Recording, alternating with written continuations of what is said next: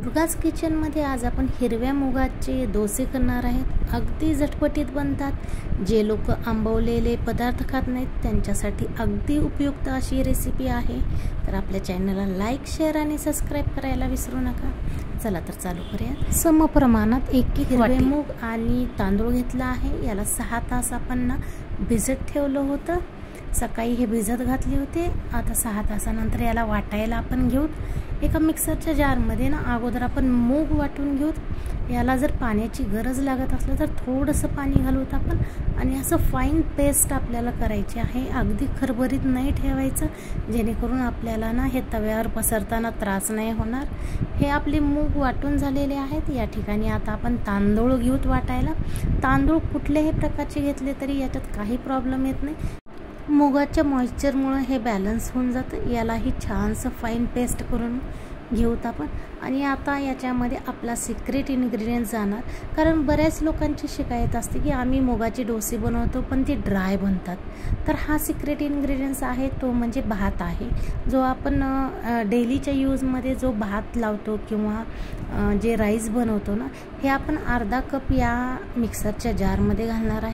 याच्यात थोडंसं पाणी घालून आपण हे वाटून घेणार आहे। अगदी फाईन पेस्ट करणार आहेत आणि आपले या डोशाच्या बॅटरमध्ये हे घालणार आहे। या ट्रिकमुळे काय होणार आहे, आपले डोसे मऊ बनतील आणि खरपूसही बनतील, पण ड्राय बनणार नाहीत। ही ट्रिक तुम्ही जरूर करा आणि मला कमेंटमध्ये कळवा की तुमचे डोसे कसे बनले। यासोबतच तुम्ही एक 4-5 हिरव्या मिरच्या, 1 चमचा जिरे आणि थोडासा आल्याचा तुकडाही घातला ना, अप्रतिम आणि स्वादिष्ट असे डोसे बनतात। पण हे मला लहान मुलांसाठी पाहिजेत, त्याच्यामुळे मी जास्त हे तिखट नाही बनवणार। आता याच्यातली सर्वात महत्त्वाची टीप, हे ज्याप्रमाणे मी हलवत आहे ना याला किंवा मिक्स करत आहे ना, ते एक तुम्हाला 5 ते 10 मिनिट याला फ्लफी होईपर्यंत याला असंच हलवायचं आहे, जेणेकरून की आपलं डोशाचं बॅटर हे फुगून वरती येईल। हे पाहिलं तर आपलं बॅटर एकदम बसलेलं होतं, पण आपण इतक्या वेळ हलवलं ना, अगदी फ्लफी कापसासारखं मऊ झालेलं आहे बॅटर। आता याला मोठ्या एका आपण पातेल्यामध्ये ट्रान्सफर करू आणि याला आपल्याला अर्धा तास रेस्ट करायला ठेवायचं आहे। जर तुमच्याजवळ जास्त वेळ असला तर तुम्ही 1 तासही ठेवू शकता। याला असं मी कपड्यात बांधून एका मोठ्या पातेल्यात ठेवते आणि त्याच्यावर एक झाकण ठेवून देते, जेणेकरून याच्यातली गरमी हीट त्याच्यामुळे थोडासा फ्लफीपणा याला येईल। आता या डोशाच्या बॅटरपासून आपण अशीच इडलीही बनवू शकतो। याच घट्ट बॅटरला घ्यायचं आणि त्यापासून इडली बनवायची। आता डोसे बनवताना आपल्याला या बॅटरमध्ये थोडंसं पाणी घालावं लागेल। ज्याप्रमाणे आपण अगोदर मिक्स केलं ना बॅटर, त्याप्रमाणेच मी आणखीन 5 ते 10 मिनिट याला खूप छान प्रकारे हलवून घेतलं आहे, मिक्स करून घेतलं आहे। या ठिकाणी 4 पळ्या आपण हे बॅटर घेतलं।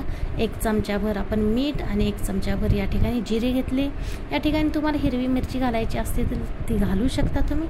4 पळ्यासाठी मी 2 पळीनं या ठिकाणी पाणी घेतलेलं आहे आणि छानसे याला हलवून घेत आहे। हे बॅटर रेडी आहे आपलं तव्यावर जाण्यासाठी। या ठिकाणी मी एक नॉनस्टिकचा तवा घेतला आहे, तो गरम केला आणि त्यानंतर त्याला थंड केला आहे। थंड म्हणजे मीडियम फ्लेमवरच ठेवला आहे। थंड झाल्यावरच हे बॅटर मी त्याच्यामध्ये घालून हे डोसे करत आहे। कधीही डोशाचं बॅटर कुठलंही असो थंड तव्यावर घालायचं, जेणेकरून ज्यावेळेस आपण या डोशाला पसरावत ते आपल्या पळीला चिटकून नाही येणार। अशा प्रकारे हे सुंदरसे डोसे बनवा तुम्ही। आणि ही रेसिपी कशी वाटली कमेंटमध्ये जरूर कळवा। आपल्या चॅनलला लाईक, शेअर आणि सबस्क्राईब करायला विसरू नका। अप्रतिम, स्वादिष्ट आणि पौष्टिक, जे कोणी आंबवलेले पदार्थ खात नाहीत त्यांच्यासाठी हा डोसा, इडली आणि उत्तप्याचं बॅटर सादर केलेलं आहे। नक्की बनवा।